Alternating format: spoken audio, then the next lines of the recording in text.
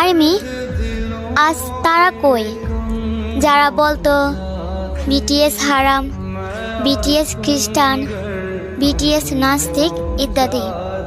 তাদেরকে বলি, আমাদের বিটিএস মেম্বাররা যখন সৌদি আরব কনসার্ট করতে গিয়েছিল তখন জিমিনের মাইকটি ছিল গোল্ডেন কালার, আর আমাদের ইসলামে ছেলেদের জন্য স্বর্ণ হারাম।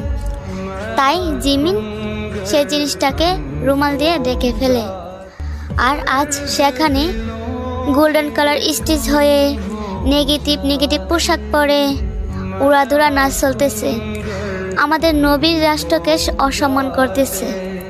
তো এগুলো কি এখন হালাল? আজ আমি সত্যিই বলতেছি, আমি একজন বিটিএস আর্মি হয়ে গর্ববোধ করতেছি, কারণ তারা অন্য ধর্মের হয়েও আমাদের ধর্মকে সম্মান করে, আর আমরা নিজে মুসলিম ধর্ম